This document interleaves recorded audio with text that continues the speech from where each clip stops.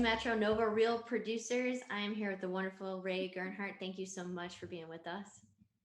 Well, thanks, Kristen. I appreciate it. It's going to be fun. Yes, it is. You are our July cover story, and if y'all haven't read it, make sure you do. He is fun. He is himself. 35 years in the business, over $1 billion in business, and I truly enjoyed our first interview. I'm looking forward to this. So, you know, how did you end up in real estate? Tell us the story. Oh, my Yeah. goodness. Um, well, when I was a kid, when I was young, I mean, I always wanted to be in theater. That was the deal. I mean, I wanted to be a movie star, give me the spotlight. So literally when I was about, I don't know, maybe five, mom thought, okay, well, this might be fun. So I started in dance classes. I was doing local commercials in Baltimore, raised in Baltimore. And that kind of progressed where, in a way I was somewhat shy. I had a bit of a stutter, but you put me on stage and you gave me a role to play. I shined. It was great. So I went to North Carolina School of the Arts, and I was only there for about a year and a half, to be honest with you. Basically studying dance, but I got a role. I got a role, so I went to New York, and I thought, well, this is great. I'm on my way. Well, I'm not really sure which way I was on, but so I came down here and I started dancing in DC. I want to be closer to my family. They were in Baltimore, but it just wasn't going anywhere. And I guess I started to realize that, you know, either I had to break out, 'cause honestly, I wanted to be Diana Ross. I did not want to be a Supreme. I didn't want to spend, I didn't want to spend my life as a backup dancer. I wanted to be a star. And being a star takes patience, luck, money, and that wasn't happening. So mom, in her wisdom, she mentioned real estate. She said, well, what do you think about real estate? Maybe you could do that, and that would make you some money, and you would have time in order to pursue your career. Because I was getting a little worried, and quite honestly, there's only so many roommates you can get in a one-bedroom apartment. Um, so I didn't really know what that was about.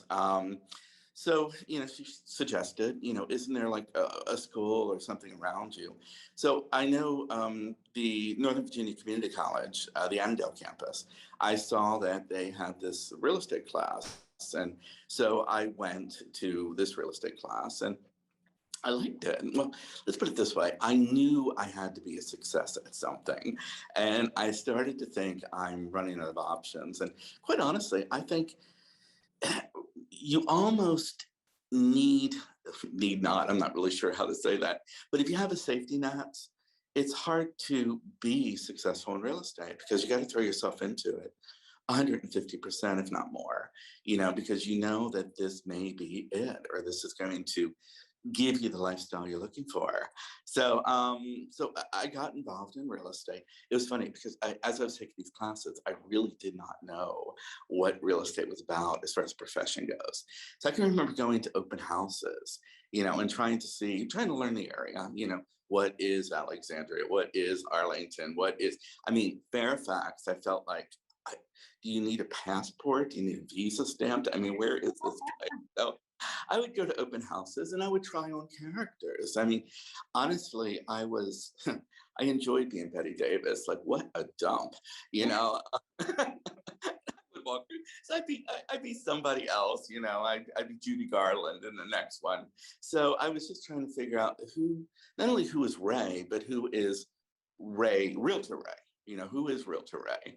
And so I got the license, and I really didn't know what to do at that point. So there was a Century 21 over on Route 50 in Arlington. And I went there, I actually interviewed there. And I know this is horrible to say, but the only reason I didn't go is because I can't wear that mustard yellow color. It just did not. And, I thought, well, listen, if I'm going to be successful, I got to be comfortable and I got to be pretty, that was part of it. So over here in Arlandria, there was a Mount Vernon Realty. They're not there anymore. I mean, basically Howard Rooks and Weichert kind of picked them up along the way. But I walked into that office and I said, I want to be a realtor. And my broker at that point, the broker at that office, who he really taught me more than anybody else. His name was Ben Zurin. And Ben said, yeah, come on in and let's make this happen. So they set me up with floor duty. I don't really know if people have floor duty anymore. And we had this multiple list ticker tape plastic paper thing. And so I went in for floor duty, had no idea what I was doing. And I sat there at the desk. And this guy actually came jogging in. I mean, he was jogging, he stopped in the office, and he said he wanted to buy a investment property. And he mentioned he thought about Newington, Lurton area. And of course, I had no idea what this was. But, you got to fake it till you make it, I guess. So I was like, oh, yeah, that's a good area. You're very smart. Yeah, that's perfect. So I don't know how to type. To this day, I don't know how to type. I mean, I kind of peck. But this machine was there. So I kept like typing, like I was faking it. And the paper was coming up. And of course, before it folded over and he saw it was gobbledygook, I just tore it off and said, oh yeah, well, we'll get it.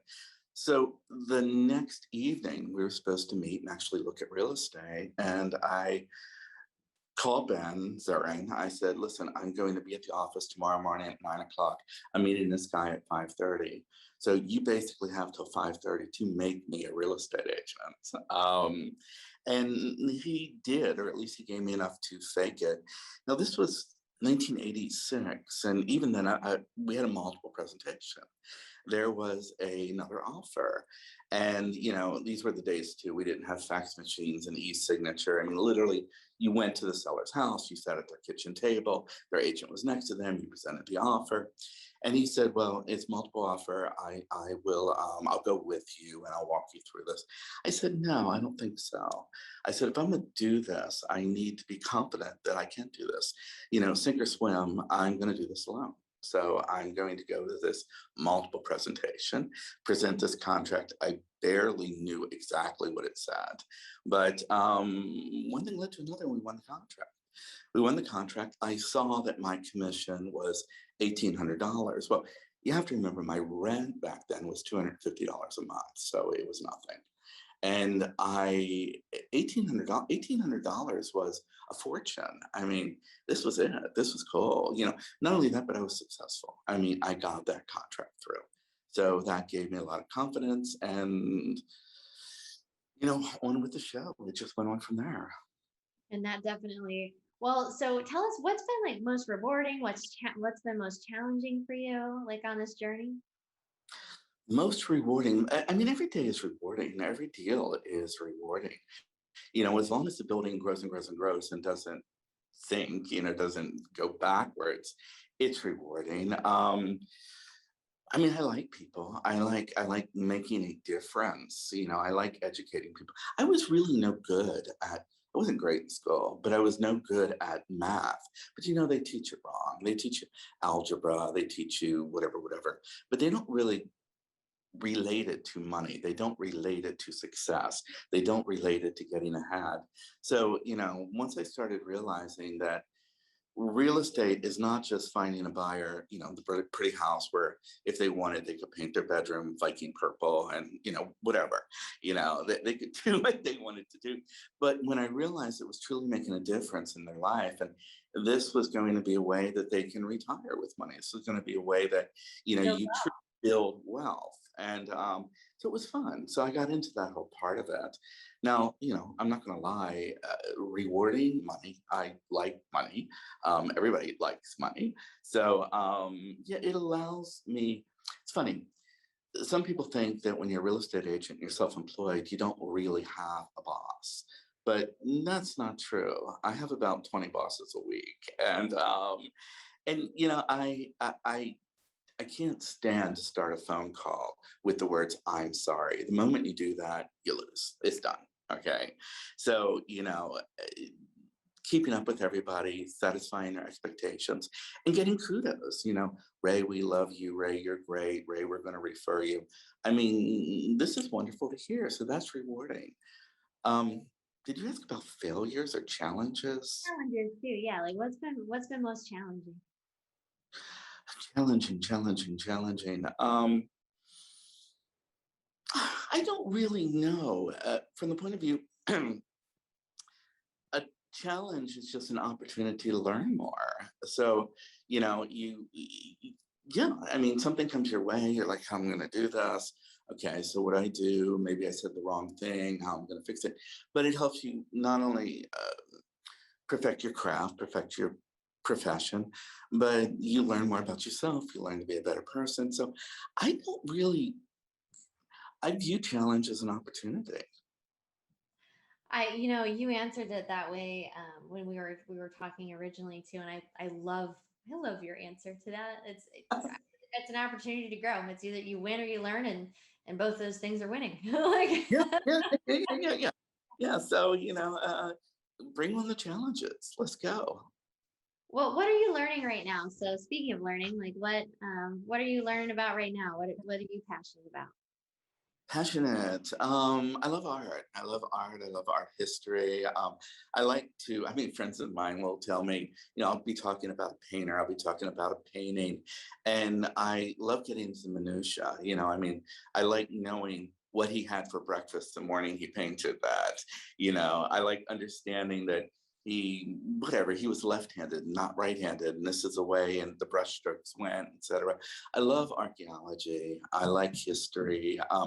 I like I like feeling that I truly know about, I guess, these esoteric things. So right now I'm studying art history. I'm studying archaeology. I'm studying architecture. I mean, I love architecture. So I'm currently reading a book called Brunelleschi's Dome, which he got the commission to, under the Medici's, to build the Duomo in Florence, and how this Renaissance genius reinvented architecture. I love that kind of stuff.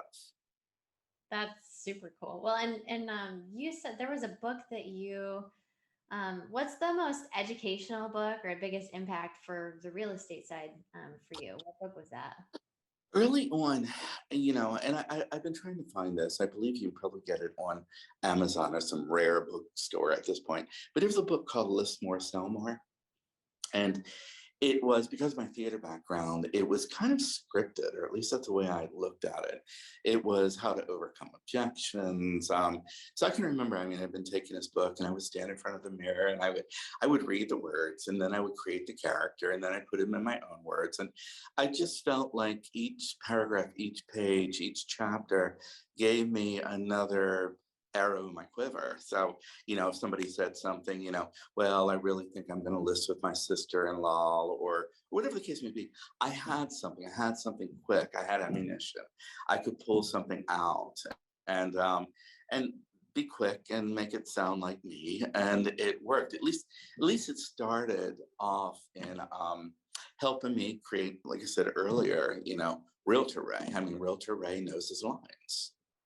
Well, and success right away. Like you were successful. So what about a favorite quote? I loved it when I read it earlier. I was like, oh my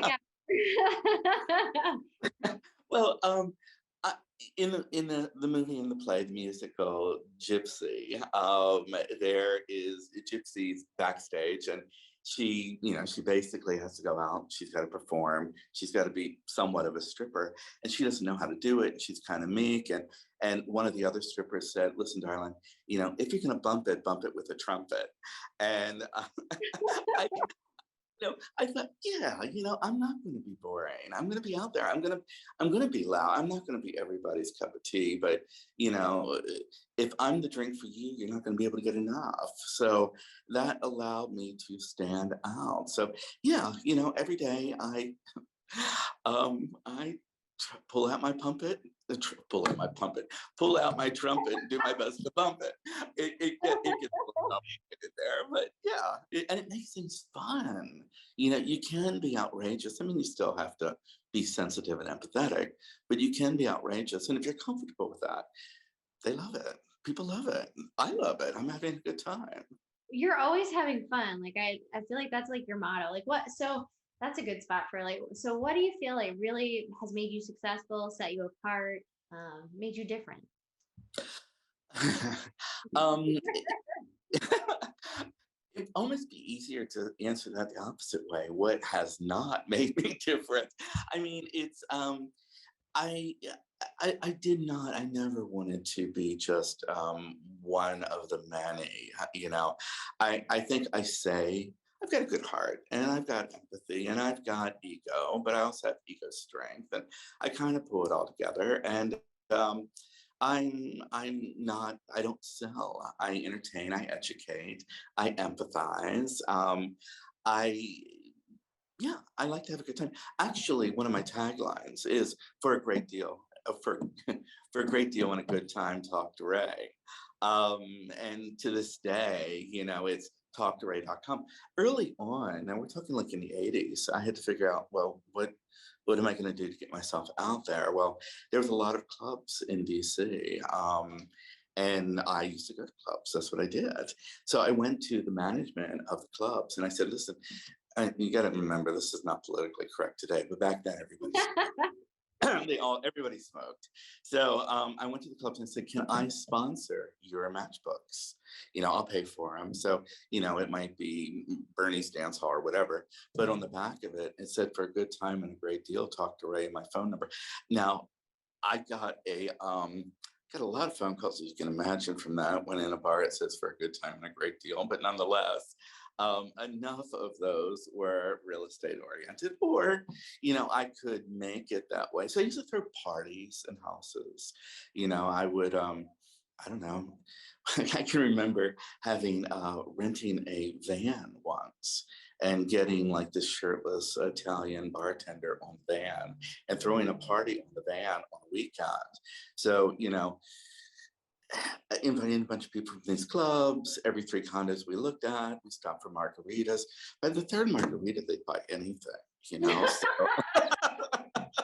Oh so God, Ray, it's I'm sure fun. people have a good time. Having a good time. I do. I do. Well, what do you feel like is good advice for all of our other real producers out there, or people starting out in the business that are, really looking to make a mark for themselves? What advice would you give them? Well, you know, I'll talk to agents and they'll ask me the same thing, you know, what to do, or, you know, they want to get into real estate. And, you know, I'll ask, like, what is it about you that's going to make somebody want to work with you? As opposed, there's people running around and they got top producer this and lifetime that, and, you know, gold, gold, gold, gold, gold, whatever, whatever, whatever, you know, 200 years in business. You know, these people basically, if you're up against them, if you're competing with them, why is somebody going to choose you? I mean, people want to work with people they like. People want to work with people they can relate to.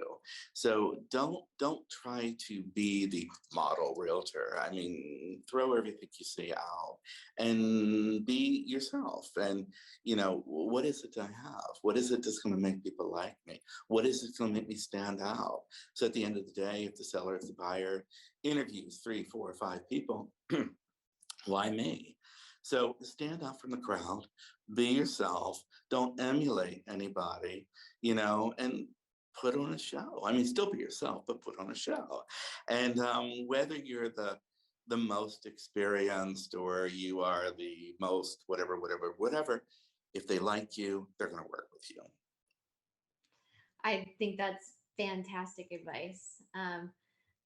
One of my favorite words is authentic, and I feel like you are super authentic and like yourself. You know what I mean? So, Authentically great, but nonetheless authentic. what would you like to be remembered for, Ray? Oh my goodness. Now we're like putting nails in my coffin here. Well, a long time from now. A long time from now. I like to be remembered for being one of a kind. You know, I like to be remembered for, I mean, truly, understanding my clients, understanding what it is they want to accomplish, and feeling like I truly am an integral part of their life. I like to be remembered as somebody who is not looking for the short-term win, but playing the long game. It's easy. It's not easy, but yeah, it's relatively easy to sell a house. It's not so easy to build a business and to truly be an integral part of somebody's life, somebody's family. So yeah, I want to be remembered as a good time and a great deal, but also a compassionate, empathetic human being. I love it. Well, I truly appreciate you being on our cover for Nova Real Producers. And, y'all heard it here with Ray Gernhart. Thanks so much for being with us, Ray. Fabulous. Thank you. I had a great time. All right. Have a good day, everybody.